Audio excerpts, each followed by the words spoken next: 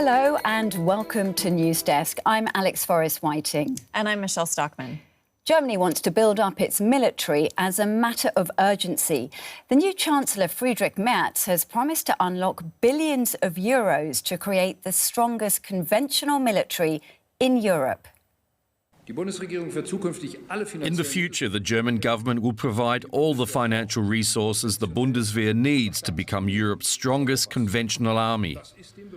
This is appropriate for Europe's most populous and economically powerful country.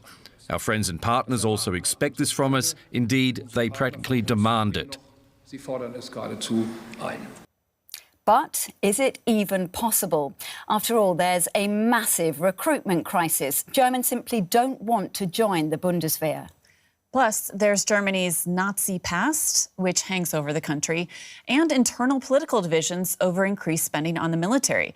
People can think of many other ways to spend tax on better healthcare, pensions, or schools, for example. So this week, we're asking this question: can Germany build Europe's strongest military, and should it? And people have been weighing in on the chat. Thanks so much for joining the discussion already. And we have a regular here, Nilay Chaturvedi. Germany doesn't have an option. Germany's post-World War II success was built on, above all else, peace and great Russia relations. Now either Germany rises up to the challenge or risks seeing its hegemony end in Europe. Then we have another comment from @website Martian. The German people, I don't think will accept this. It's a waste of money. And then Tyron Lloyd Barron says a lot with very little. What could go wrong? I think that's a question many people can look at the past and find a lot of examples. But please keep sending us your comments, your questions, and I and Dustin over here, who's in the chat, will be doing our best to bring them into discussion. I will. And we're going to be speaking to some other guests as well in a moment. Historian and journalist Katja will be giving us a very brief history lesson of the German military, including why the country's Nazi past still hangs heavy over this whole subject. And later we're going to talk to Patrick Sensburg. Now, he is the president of the German Armed Forces Reservist Association and colonel of the reserve. So we're very much looking forward to speaking to him a little bit later. But back to you, Dustin. You have a very important poll for us. Yeah, I do think it's an interesting question we have for the poll today. So if you guys want to join us in the chat, I will make sure that your voice is being heard, or at least I'll try my best. And we do have this poll question for you to start it off today. The question is, should Germany aim to have a strong military? There's 4 answer possibilities. Yes, Germany is ready to lead, only in a strong NATO. No one needs a strong military, or the last answer possibility is no, last time did not go so well. So let us know what you think. And yeah, I'm excited to see the discussion in the chat. Yeah, I'm looking forward to that as well, and to the answer to that poll, or whichever one has the biggest votes. OK, we're going to go straight away to our first guest, because we do want to have a little bit of a history lesson. German-British historian and journalist Katja. She is joining us now from London. I think it's London anyway, Katja. Thank you very much for being with us. Somewhere in the UK, I know that for sure. She is visiting research fellow at King's College London and a fellow of the Royal Historical Society. She writes for quite a number of publications, including The Washington Post, The Daily Telegraph, The Spectator and Die Welt. And she's also a podcaster. And she is an author, and her most recent book is called Beyond the Wall, East Germany, 1949 to 1990. And there we've given it a good plug there, so you can see that book. And it certainly sounds very interesting, Michelle. And not to take away from Katja's many accomplishments, but she's also the daughter of a German military officer. I think that's correct. So I'd be interested in hearing some of her insights and having that kind of in her family milieu. I didn't know that. Katja, is that correct, before we go any further? Well, it was correct. My dad was a sort of Air Force officer in the East German Air Force before the fall of the Berlin Wall. Oh, fascinating. Yeah, well, thank you very much for being with us. And just to sort of start then with a little bit of that history and obviously your great expertise here. Briefly, can you explain how the Bundeswehr has developed to what we have today? Yeah, so when you go back to its origins after the Second World War, there was, as you can imagine, a huge question mark over whether Germany should ever remilitarize. So that was pretty much the thing that all allies could agree on. The one thing was that Germany needed to be demilitarized at the end of the Nazi era and with the end of the Second World War. And so then the Cold War emerged, and the question was, the Cold War divide runs straight through Germany. What role should the two Germanys at that point play? In 1949, two states were set up, and the Cold War line ran right through the middle of them. So it was then decided that West Germany perhaps should rearm and should be at the forefront of the Cold War, or the West's basically Cold War effort. And so very quickly after the Second World War in the early 50s, you get a drive towards rearmament in West Germany. Then East Germany responds to that and is basically told by the Soviets that they also must build up an army, and you end up with two militaries again. But they both, of course, have this Nazi past hanging over them, the militarism that was seen as a cause for both world wars, really. German militarism was supposed to be ended. So how do you square that with basically setting up two post-war armies, east and west of the Cold War divide? That was the big question. And the answer to that Konrad Adenauer, the first West German chancellor, found was to try and give the German soldiers that had fought in the Second World War almost like a separate identity to the Nazis. So he was basically saying that they fought with honor for their country, and therefore it's okay for Germany to set up an army again. It was creating the sort of myth of the fact that the idea that the Wehrmacht had nothing to do with the Nazi regime. And from there, basically, you get all sorts of problems, of course, emerging. Later on, there was a huge exhibition that sort of exposed that actually the Wehrmacht, the Nazi army, was involved in a lot of Nazi crimes, including horrific crimes, genocide, mass shootings, and so on.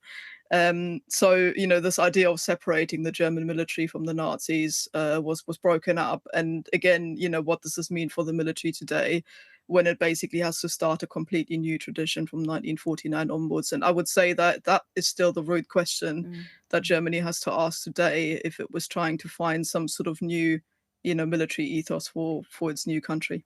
And you're talking there, obviously, a lot about the Nazi past and the effect that has had on certainly on building up the Bundeswehr and also even what we have today.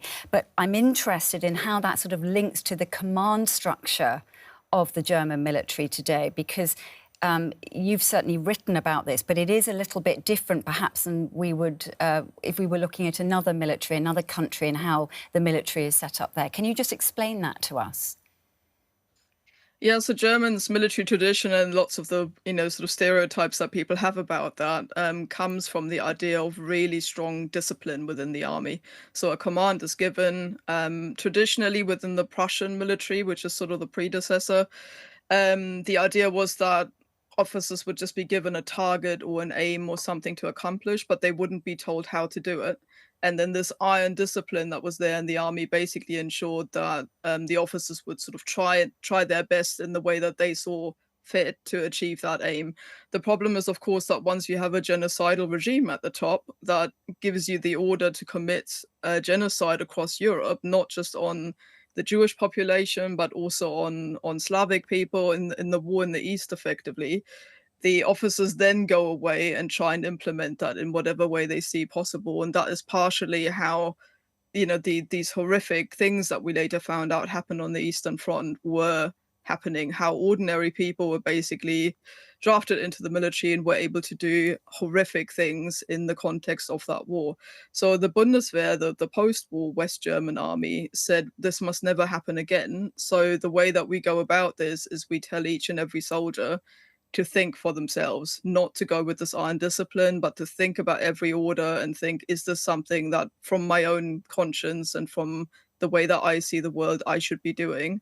And then act upon their own kind of moral instincts. Now, that's worked fine so far, but the problem, of course, with that in turn is that if every order can get questioned, command structures are very relaxed and take a sort of rather loose approach to the idea of a command being passed down.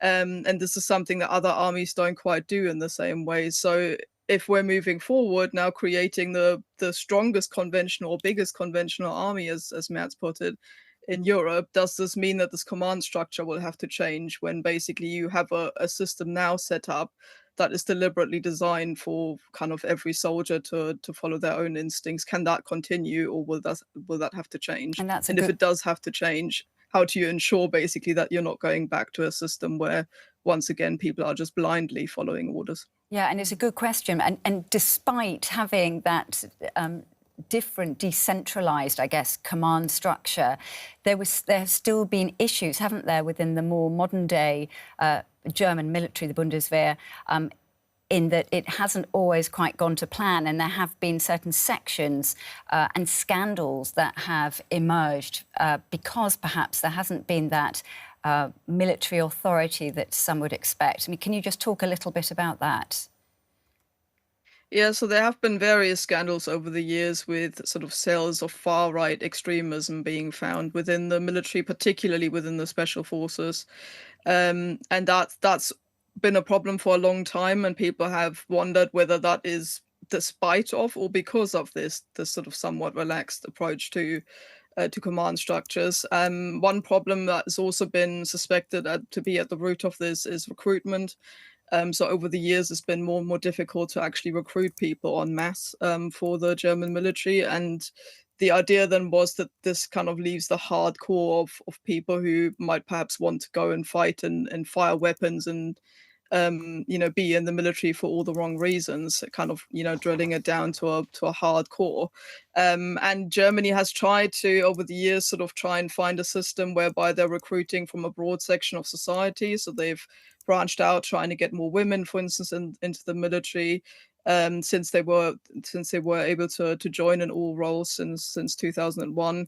They've tried to recruit from a broader geographical range, from a broader social range, and also from a broader ethnic range, in order to try and get sort of like a cross section of society into the military, to try and kind of prevent and dilute the extremist factions that you're inevitably going to have somewhere.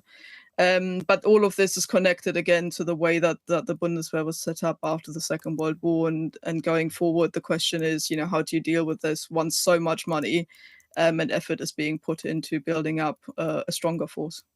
There's just a comment here that goes along with what you're saying, Katja, from Francesco Quarillo, agreeing with what you're saying, that Germany must remember and never repeat its horrible past, as the Bundeswehr has tried to organize itself.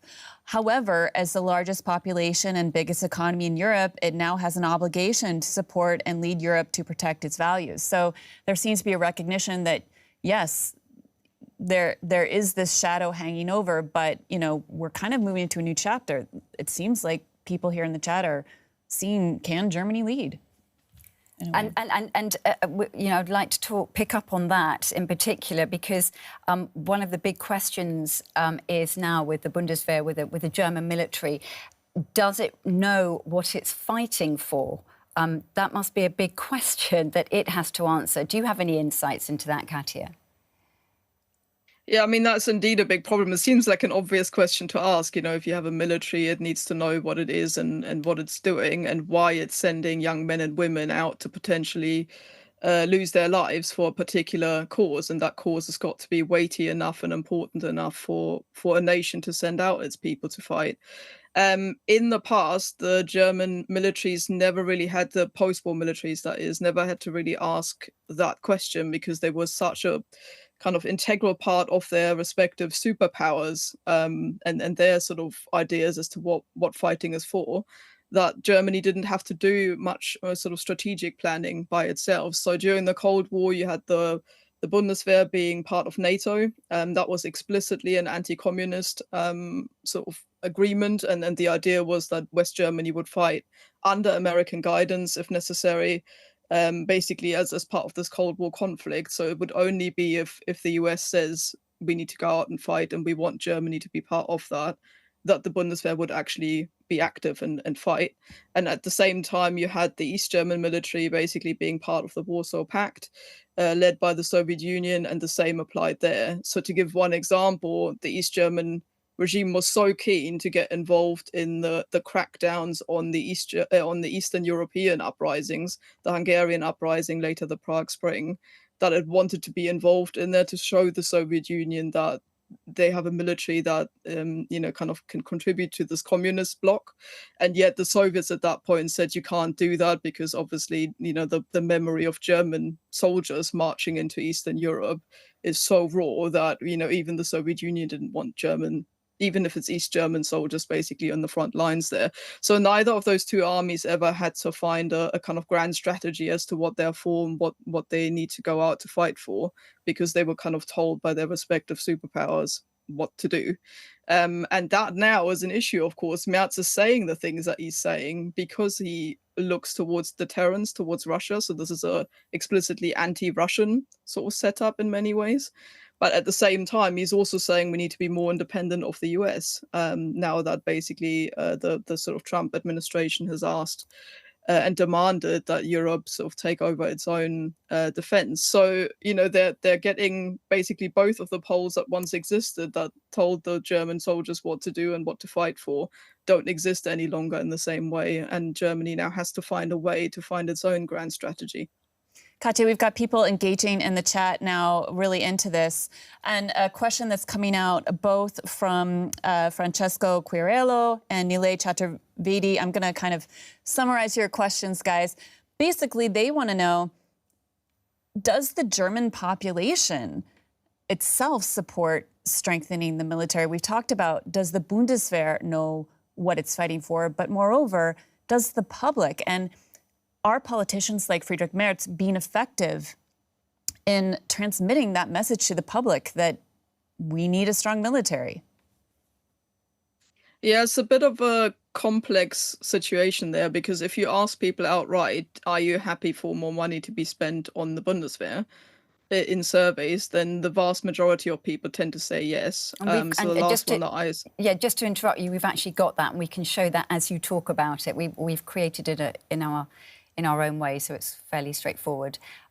Should Germany spend more on defence? Yes, 70% said no, 26% said undecided, 4% said, and that was from Statista. So, please continue, Katja. Yeah, so this is a fairly common picture that you get across the board. Most times a survey is taken. There are also surveys that show that actually trust in the Bundeswehr is comparatively high. When you compare it with other sort of political and societal structures. So in principle, people seem to be quite happy with Germany to be able to sort of put more money into this, even if it's borrowed money as well, even if it's debt funded. So that is a positive news, basically it's positive news for Merz. On the flip side, though, in terms of people actually willing to sign up and be that person that goes out there and fights and risks sort of life and limb for the targets that get set by the politicians, that's a different question. For years, basically, Germany has had a problem with recruitment, not unlike actually other Western nations as well. But I would say in Germany, there's always been a particularly strong strain. I don't think it's the majority, but there is a strong, large minority of people who are basically entirely, they would call themselves pacifists, who are anti-military and basically think that Germany should never be in a position to have large amounts of weaponry, of a huge army, and basically Germany can't be trusted with that is the sort of sentiment behind that since the Second World War. And also after the First World War, you saw a similar kind of movement. The idea that all wars are futile and Germany shouldn't engage in any of that. So that's also still out there. So this always creates issues when the Bundeswehr wants to try and go out recruiting people, for example. So, people have criticized the Bundeswehr before for going to, say, video games conventions and setting up a stall there with a sort of video gamey type simulator where it was trying to engage young people in what it's doing and to try and recruit them. Those sorts of things have always been criticized in the past, and there's been a bit of a sort of sentiment, I think, in the Bundeswehr as well, that it was sort of the unloved stepchild of German politics for a long time, where it was kind of seen as a necessity. People wanted it to exist, but it should kind of stay under the radar, and people don't really want a military culture to become kind of a mainstream part of what Germany is again today. And that tension, I would say, still exists today. And we're certainly going to be talking a little bit more about recruitment when we are joined by our next guest, Patrick Sensburg, because he is the head of the German Reservist Association. So we will be talking a bit more about that. But just picking up on what you were saying, Katja, obviously, we know what happened after the end of the Cold War. We know that the German military was, as you just were explaining, it was ignored a bit. It certainly wasn't getting the same amount of money that it had been getting. And then, of course, Germany ended conscription or the draft in 2011. But then things changed, didn't it, back in February 2022 with the Russian invasion of Ukraine. And I just want to play now a little section of what Germany's chancellor at the time, Olaf Scholz, who some of you may remember, he was still chancellor only a few months ago. This is what he said at the time. So this was from February 2022. Let's just have a listen to what he had to say. We are experiencing a turning point, and that means the world will not be the same as it was before. What is clear is that we have to invest more in our country's security to protect our freedom and our democracy. From now on, every year we'll invest more than 2% of our GDP towards our defence. So that was Germany's former Chancellor, Olaf Scholz, speaking in February 2022, just after Russia had invaded Ukraine. Katja, he was there talking about a turning point, the need to invest in defence. And now, of course, we're seeing it a step further. But just sticking with that particular time, February 2022, that was a major moment, wasn't it, for Germany? Because nobody had heard Germany talking, or a German chancellor talking like that for some time. I think that, and just to say, that really hit the public. Yeah. When we talk about like a message from the government that really resonated with the public, that was that moment. Yeah, it was certainly a very remarkable speech. I mean, you saw there in the Bundestag as well, instantly people, despite the fact that he rumbled almost everybody with that, it was something that not a lot of people knew in advance that he would say. And suddenly everybody kind of jumped up from their seats and he got standing ovations in the Bundestag and in the German parliament for that as well. And it certainly was a bit of a landmark speech. And that's perhaps even an understatement. This whole idea of the Zeitenwende, of the turning point that he announced there, was discussed for months and even today still in terms of what that means for Germany. Is it really a complete culture shift in the way that Germany sees itself? But the problem with that was that it was followed up with fairly lackluster, I would say, zeal afterwards, whilst Germany did up its deliveries, weapons and otherwise to Ukraine massively and became one of its largest supporters. At the same time, in terms of the way that the German military itself kind of was structured and built up, yes, it received a massive funding boost, but the internal structural problems remained. So you heard basically from people that, in terms of supplies, it barely was enough to sort of stock up the things that had been depleted. There was still the issue, what happens when this budget, the special budget that he announced then, runs out. The military will basically end up at a cliff edge.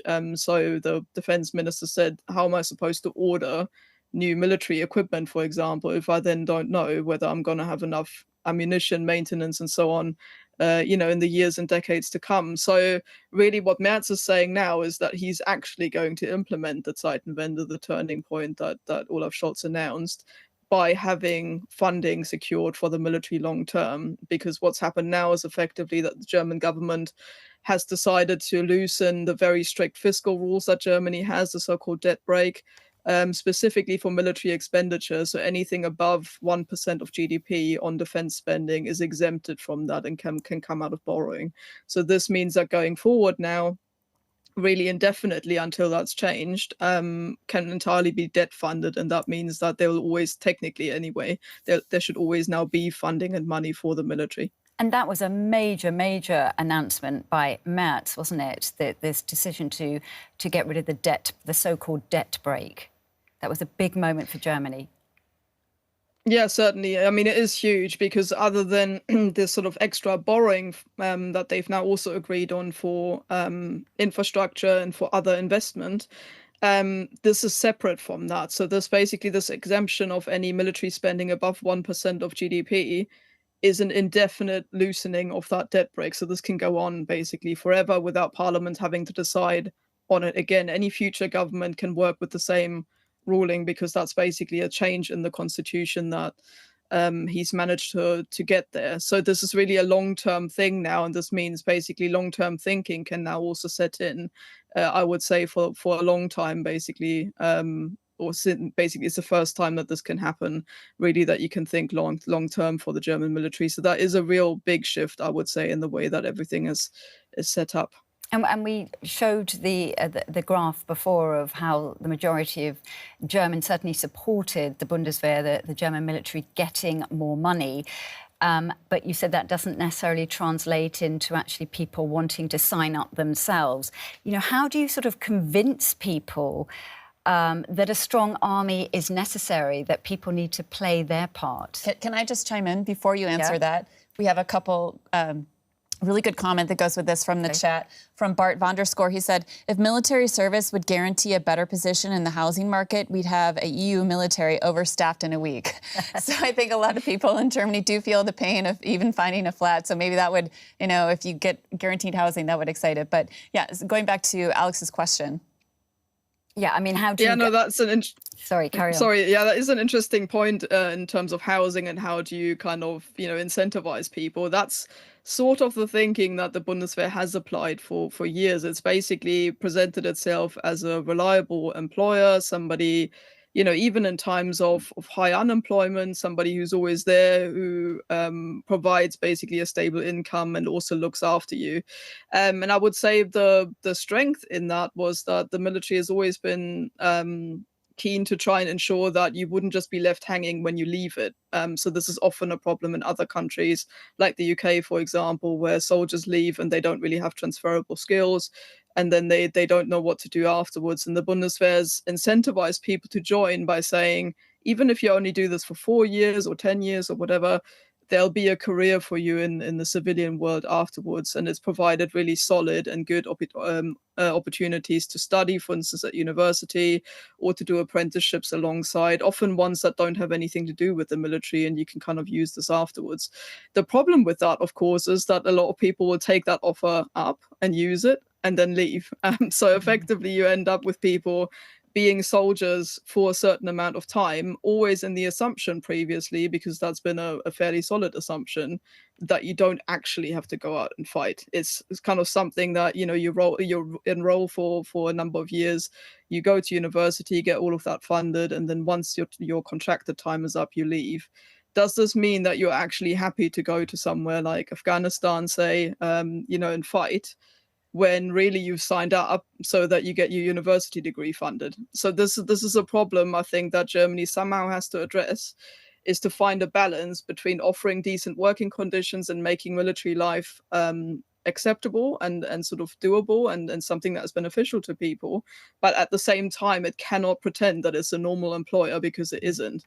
Most other employers don't expect you to sit around somewhere, risk your own life, basically follow orders that you might not agree with, kill people ultimately if you're in a combat role, and it can't carry on basically pretending that it's just a kind of state-funded you know, employment and education agency, because it is more than that. Because it does have, there are 2 military universities, am I right in saying that the Bundeswehr runs? Yeah, one in Hamburg. Yes. One in Hamburg, I'm not sure where the other one is, but so they are absolutely state-funded and part of the military. Yeah, so that was part of the idea of creating a new sort of officer corps, if you will. I mean, this is part of the transformation that we saw after the Second World War, when previously it was largely sort of, you know, still very much a prerogative of the aristocracy, people who were directly linked to the monarch. This is part of this kind of disciplined command chain that we were talking about earlier is that the aristocracy was directly, via land ownership and so on, linked to the monarchy, and so they formed most of the officer corps. So in order to restructure that after the Second World War, these two universities in Hamburg and Munich were set up, and the idea is that people would receive almost like a civilian education. It can even be a degree that's got nothing to do with the military or military things. So unlike, say, Sandhurst, for example, in the UK, you have basically got degrees in education, for example. So a friend of mine, when I was at school in Germany, signed up for this as a young officer recruit because she wanted a university degree, and basically did an education degree, then served her time in the military as an officer, and was then basically afterwards able to go into education, as though that was a civilian sort of degree that she did at Hamburg University, at the Bundeswehr University. These campuses up until recently, certainly the Hamburg one was open as well. So you basically, civilian lecturers could come in and give talks and do discussions. Now it's a bit more secure, almost like a military compound. And there was a bit of a debate around that, whether that makes for too militant, so whether that makes the ethos of the university too military and basically takes away from the idea of citizens in uniform, which is the sort of ethos of the Bundeswehr. Can you see a return to conscription? I know there's been talk about it, and something we're going to talk about it a little bit later in this stream. But can you yourself, as a historian, as a journalist, see it working in Germany as being one of the ways, possibly, that the Bundeswehr that the German military can up its recruitment?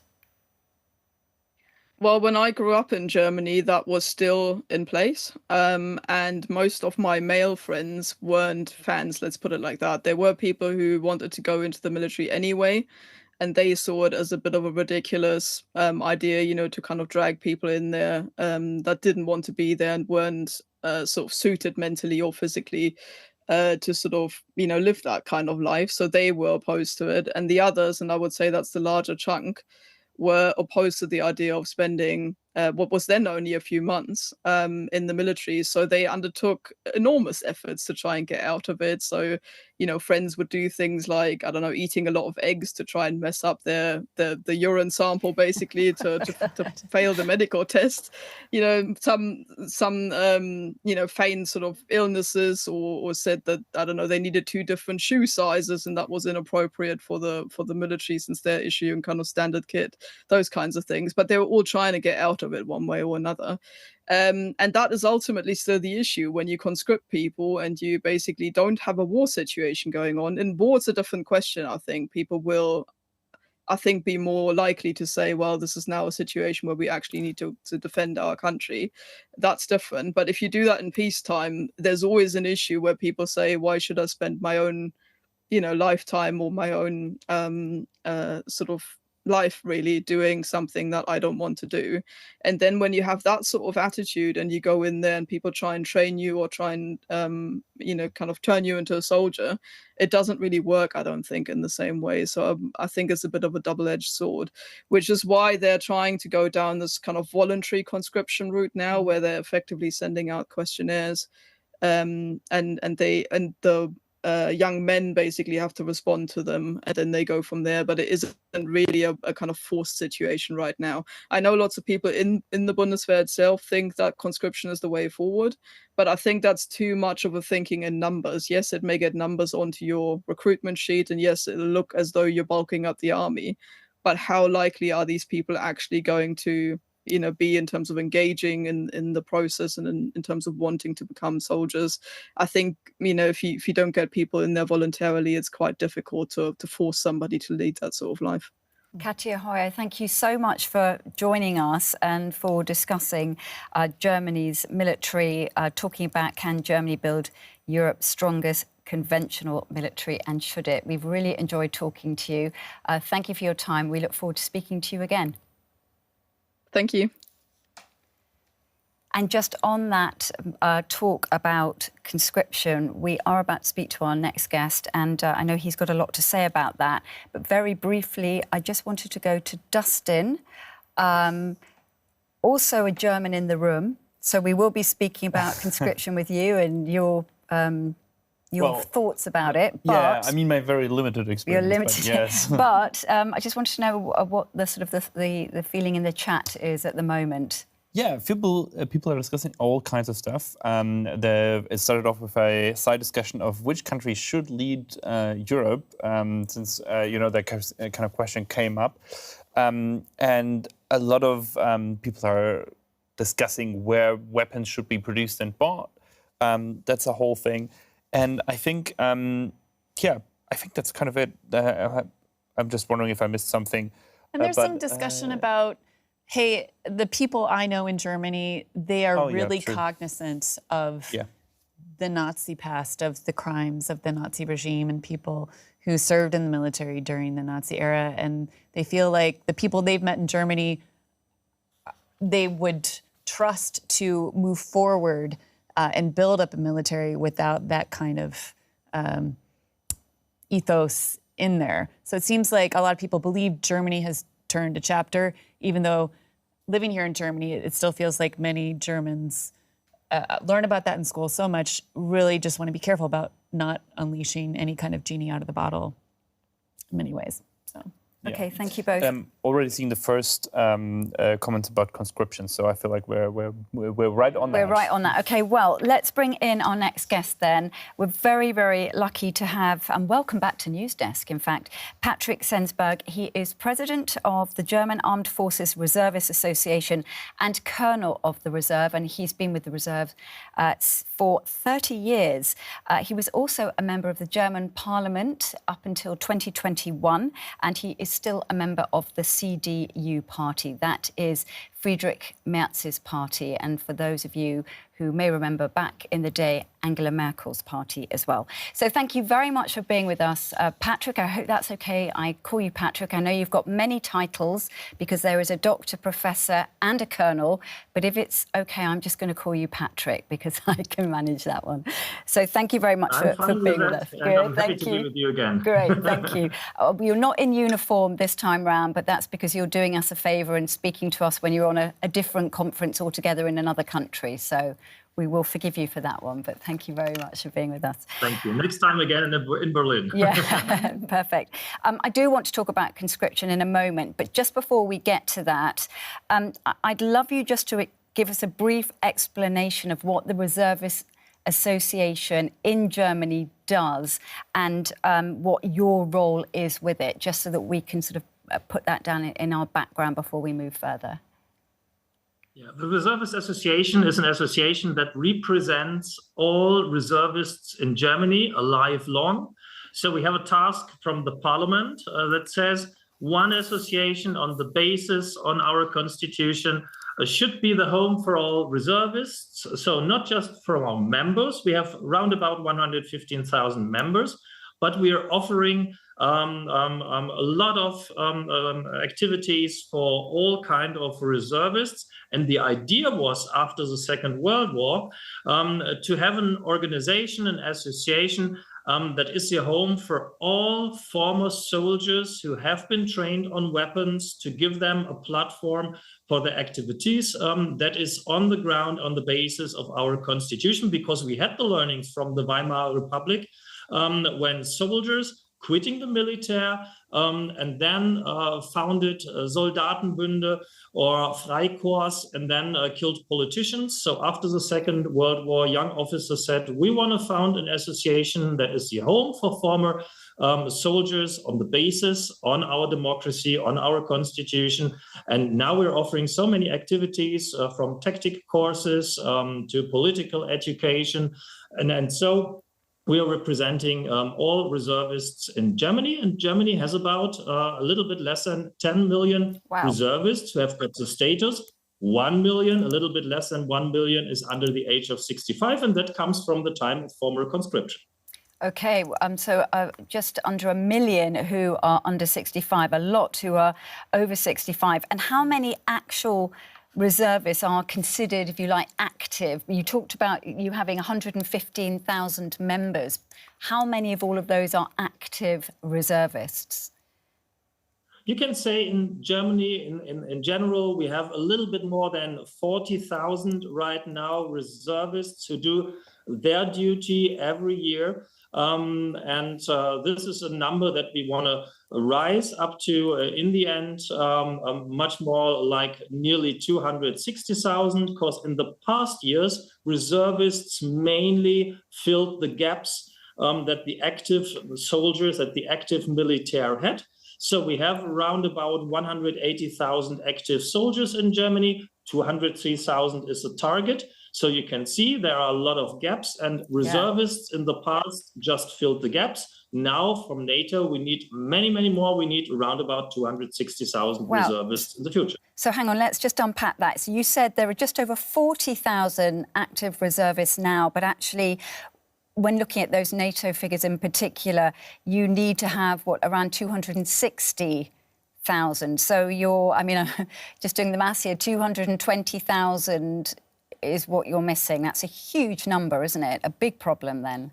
Can we find those people? It's a huge number. That is true. It's a huge number. But step by step, of course, we want to rise this number. We started a few years ago by founding homeland regiments. We now have the first homeland division.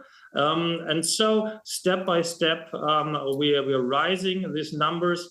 And really hope in a few years we can reach 260,000. But of course, as you said, it's a huge task. And right now we're still far away from 260,000.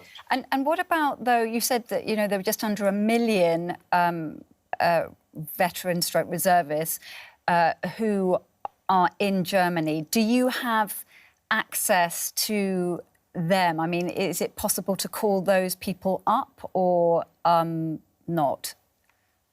No, not yet. We have in this number many, many high qualified reservists. Just think of the roundabout 100,000 former soldiers who served in the 20 years in Afghanistan. They now have the status reservist, but we don't have actual data of them. We don't know exactly where they live. We are at the date of 2011. So we really need to have a law that the military, that the Bundeswehr can update their data and not stuck in the year 2011. In the year 2011, we stopped conscription. Okay. That's the date where all our data are from. Okay, so you're saying that in 2011, when conscription finished, is the time when all the data of those former veterans and reservists was lost. So Germany no longer has that data. That seems quite incredible that happened. Was that constitutional? Did that have to happen, or was that just a decision that was made? No, it was a decision that was made by Parliament in 2011 that we stopped conscription. And we said we don't need it anymore. We're just surrounded by friends. A lot of countries in the European Union stopped conscription. Austria, 1 year later, said we're keeping conscription as important. So we stopped it. And the reason was we are surrounded by friends. We don't need a military of a huge size anymore. We said we don't need no artillery, we don't need any air defense, we don't need the tank regiments anymore. And now the learnings from the Ukraine war is these are all aspects that we need. You've talked about, that you're hoping and that you can... Oh, we've lost Patrick there. Hopefully he will come back in a moment. Oh, we do have him back. Great. So, Patrick, great. You disappeared, but we had your name up, so that was at least something. We knew you were still with us. I just would love to play a soundbite now, so a little clip from the German Defence Minister, Boris Pistorius. He was speaking last September, and he was talking about this whole issue of conscription, which, as you have explained, Germany stopped in 2011. Then we've had Ukraine in 2022, and suddenly countries in Europe have begun to take all this much more seriously. Let's listen to what Boris Pistorius said last September, and then we can comment. Germany, like many other countries, suspended conscription after the end of the Cold War. That was a mistake.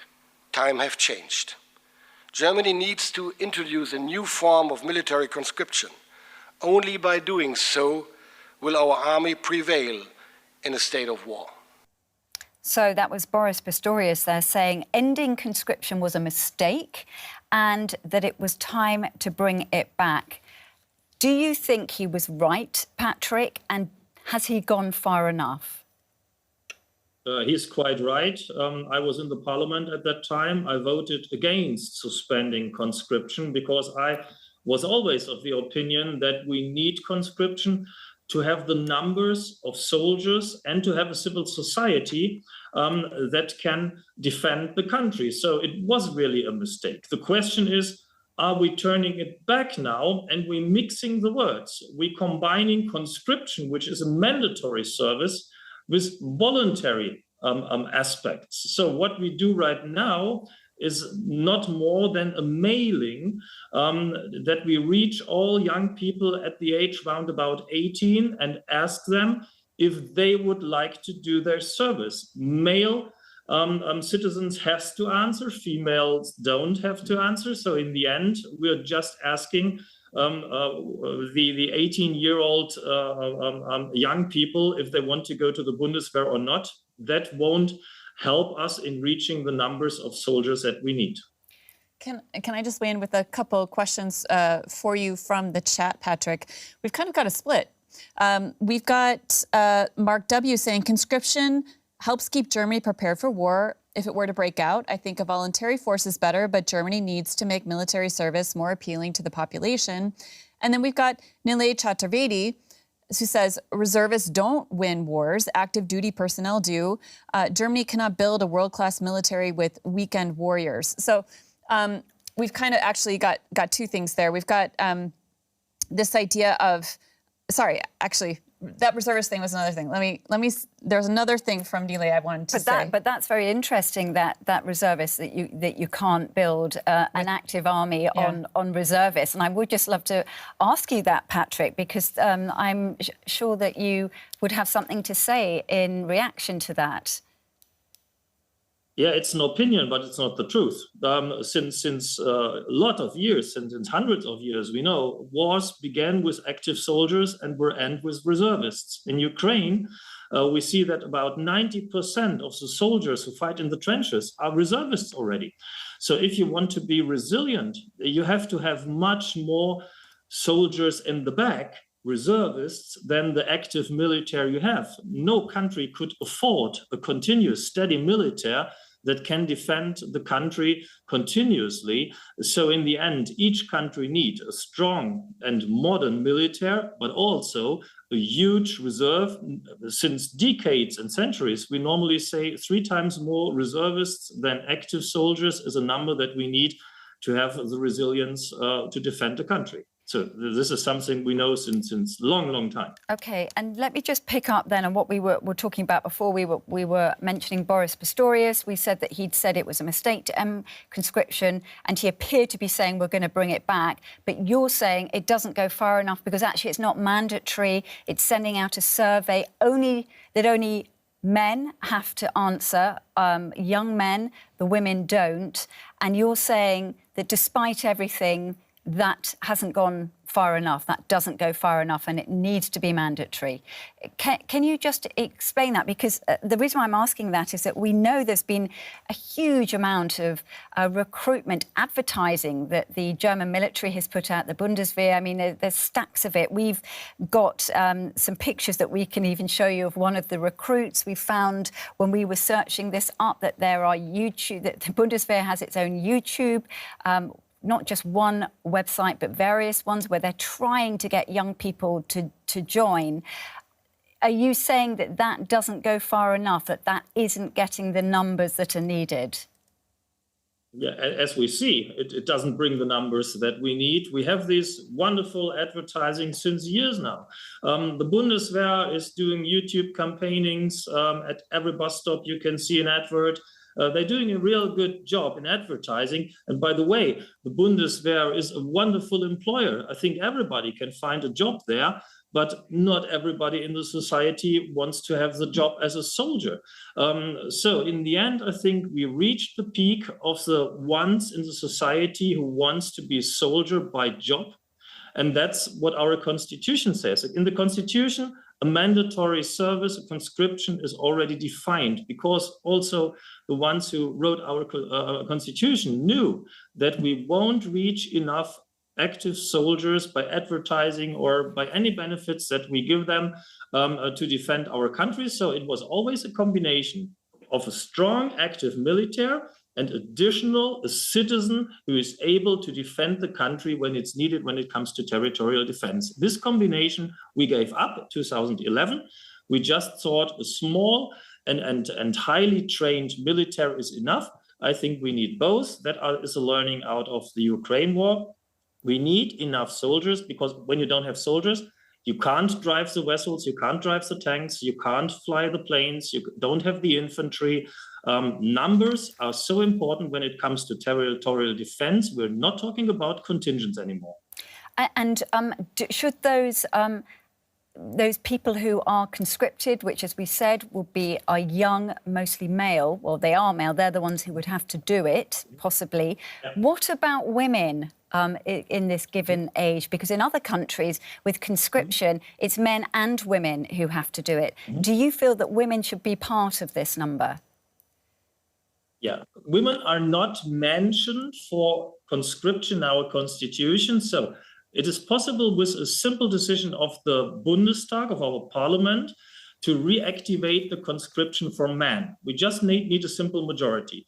To include women, we have to change our constitution. We need a 2/3 majority in the parliament for that. So I would suggest to ask the society, to ask the people. Austria did it as well. Austria in 2012 asked the citizens of the country if they want to keep conscription. We could ask our citizens if conscription should be just for men or for men and for women. And I think this decision of the society, of the citizens of the country, that would be a clear advice to the parliament if the constitution should be changed or not. I think it's time for a conscription for men and women, but why not letting the society decide this important issue? People in the chat also want to weigh in, for sure. Nilay Chaturvedi said, conscription is overrated. If the French and British can manage without it, so can the Germans. In South Korea, conscription is highly unpopular, especially among young men. So saying that even if you do get the numbers of people, they have to be in the military. They might not be ready to fight. Whereas other people are saying, yeah, Germany should conscript troops, especially if war is approaching. And so it seems like Germany as a society might be split as well. And I would love to also talk about the role of women in the military. We had this advert that the Bundeswehr has put out on YouTube. I think Wade has it. It'd be great to watch, because there's one frame I really want you to weigh on, Patrick, because you're talking about the jobs that people can do in the military. So, Wade, can we see that? Kennst du dieses Gefühl? Wenn du spürst, du bist auf dem richtigen Weg. Fertig? Wenn du weißt, du kannst dir vertrauen. Los. Wenn du den Stolz fühlst, in etwas richtig gut zu sein. Weil du es kannst. Freiheit verteidigen. Frieden sichern. Demokratie schützen. Okay, so what really struck me when I was watching it, there's one frame, and I've got it up on my computer now, of a woman who appears to be in the military, yet she does not look like she's wearing military fatigues in any way, and it looks like she's in the military from her bedroom. Is that going to be a possibility in the German military going forward? I think it's one of many adverts. We have adverts where you see women in fighter planes, in vessels. So I have no idea who made this advert and what task this woman is doing. Maybe it's in the cyber defense. I have no idea. It looks cool. But excuse me? It looks really cool. Yeah, it looks cool.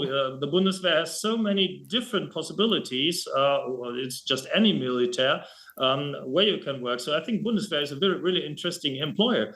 But the question is, will we get more soldiers with the AdWords? And we're trying it since years now, and we can't even cover the ones who leave the military because they come into the retiring age. So in the end, we must see we won't fill the gap between 180,000 that we have and 203,000 where we have to be. And we don't have a civil society who can defend the country additionally as second, third, and fourth wave. So in the end, when we talk about territorial defense, we didn't have done it since 30 years. When we talk about territorial defense, we need much more, and Britain and France and other countries are in the same situation. They all shrink their military. They are all not capability to do territorial defense and do their part of burden sharing in defending the European Union and the NATO alliance. So in the end, we're all talking about rising up the numbers of soldiers. There is a study of the Rusi Institute in UK, for example, that has the title Mass Matters. So in the end, we all have the same discussion, and Germany is in the lucky position that we have a budget of 100 billion euro on top in the past, and now also have the possibility to buy a lot of military equipment of the new budget. So I would say from the budget, Germany is in a very good situation. The question is just how to get the soldiers. And that is a good segue then into what I wanted to talk about next, which is, can Germany pull it off, particularly given trying to find the mass of people? We know that Chancellor Merz, he was in Lithuania, not last week, but the week before. We've got some pictures of that. And this is where Germany has set up its first permanent military base on foreign soil, a very big move for Germany, and I guess you would say it was a very important one. And we heard Defence Minister Boris Pistorius, we of course heard from him earlier, but he said that Germany must be war ready by 2029. And just a few days ago, the German Defence Chief General Carsten Breuer also reiterated this date of 2029, but he took it even a step further by saying that the military must be ready to fight tonight. Let's just hear what he had to say, because I'd like to get your reaction to that. What we see at the moment is that Russia is building up their forces to an enormous extent. There's an intent, and there's a buildup of the stocks. And this culminates, I would say, and this is what the analysts are assessing, in 2029. So we have to be ready by 2029. If you ask me now, is this a guarantee that's not earlier than 2029? I would say no, it's not. So we must be able to fight tonight. We must be able to fight tonight. Very strong words there.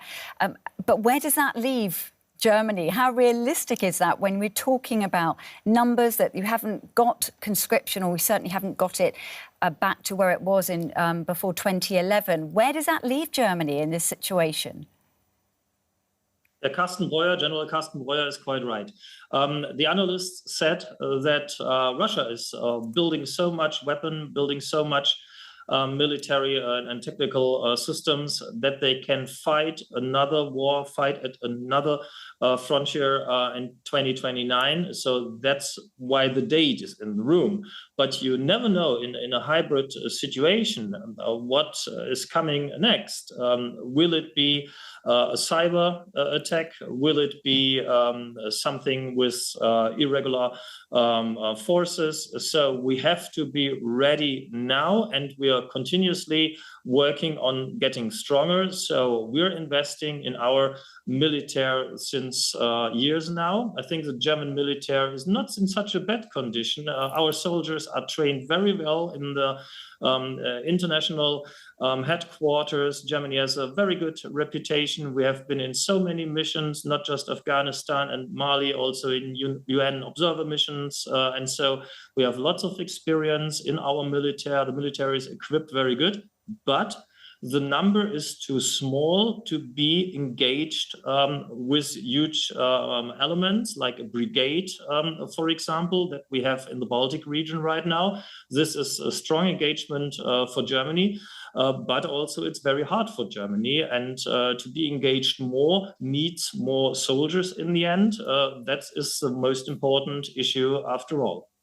We've got some comments from people commenting on whether Germany is ready to fight, ready to lead. Carolina Valena says, Germany can be ready to lead if most citizens are willing to support and defend.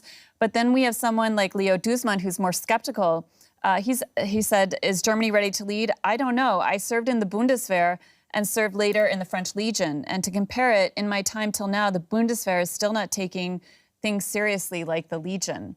So you've got some support, but also some skepticism there. And certainly, I mean, Patrick, we do have to admit that there have been, often when we've been talking about the German military and certainly hardware, it hasn't always had the best press, has it? That things haven't worked, tanks haven't worked, there isn't enough ammunition, for example. So there are also those issues that Germany has to deal with.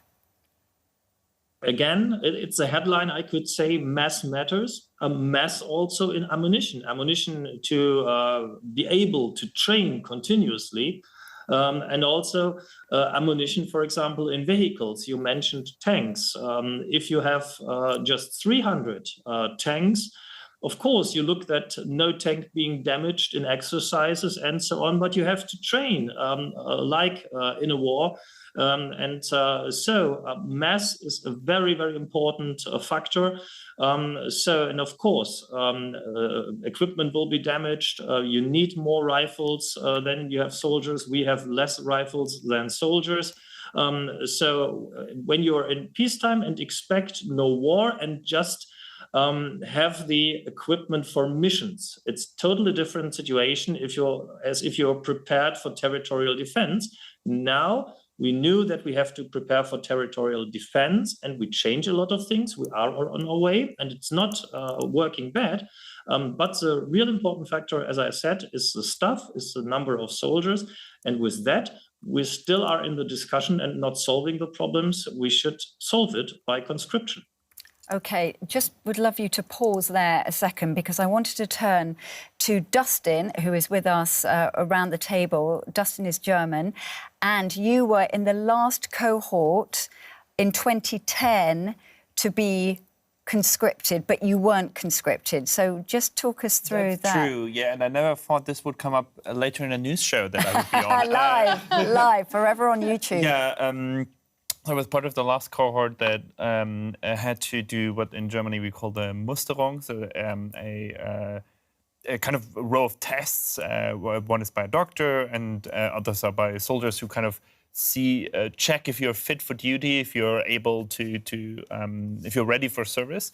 I was told I wasn't ready for service because my eyesight was too bad, so I was not. I didn't have to go and do my duty.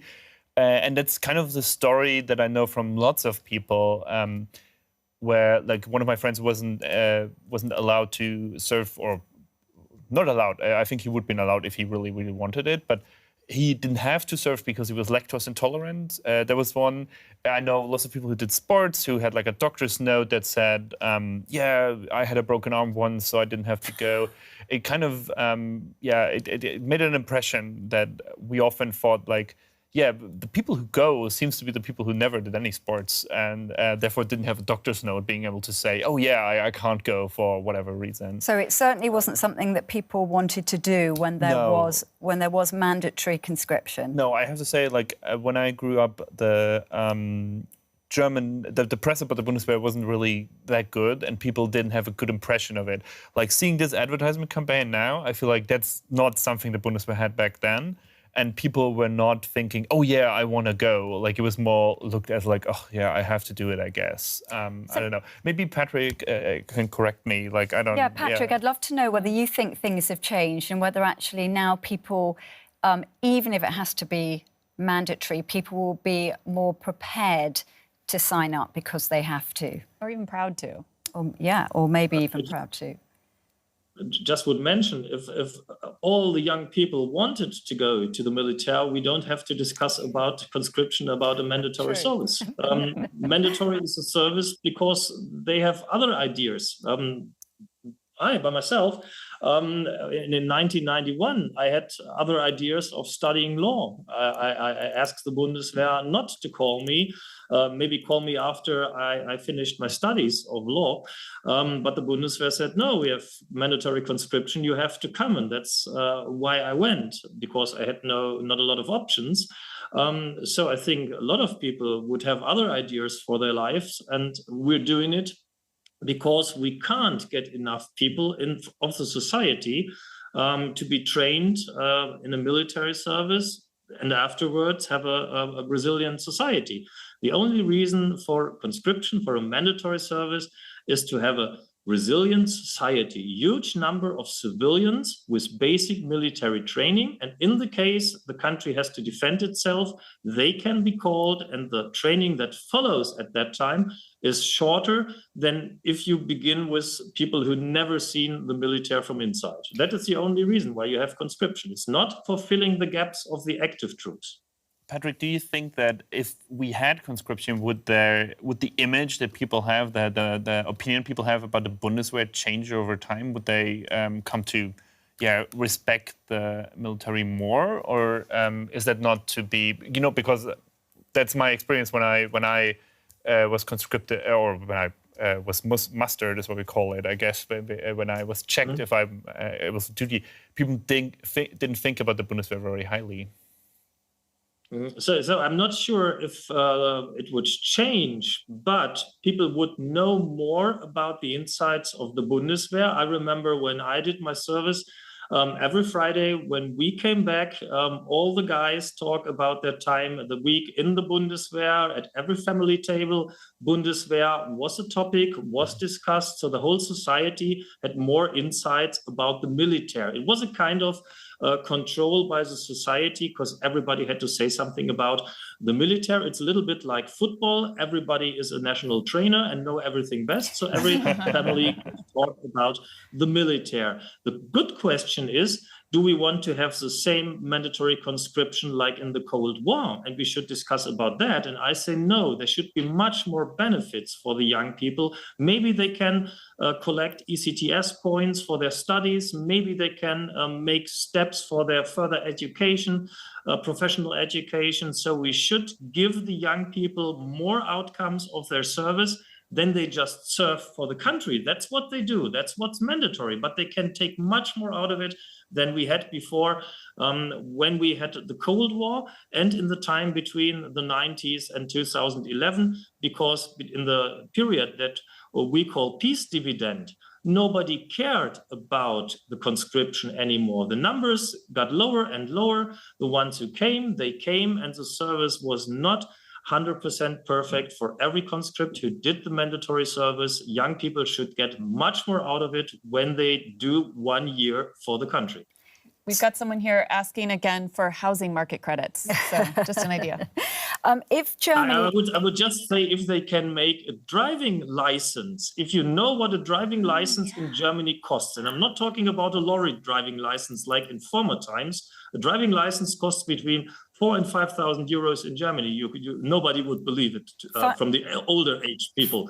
But if they get a driving license, I think a lot of people would join the military. Funny enough, we were talking about that earlier today because Michelle and I couldn't believe just how expensive it is to get a driving license in Germany. It's unbelievable. I mean, I do know from back then a couple of people who did it because they wanted to get the lorry license, and the Bundeswehr would pay for that. If you were in the, I think, logistics part of it, they would pay for a lorry license, and that's even more expensive. Even back then, it was expensive. That was a huge benefit at former times, and the benefit was not just for them, it was also for the fire brigades and for other civil organizations, because the ones who did their service in the Bundeswehr all came, or many of them, with a lorry driving license, and they could then support the fire brigades, the Red Cross and others because they have this license. And today, we're not talking about the lorry driver license, we're talking about a normal car driving license.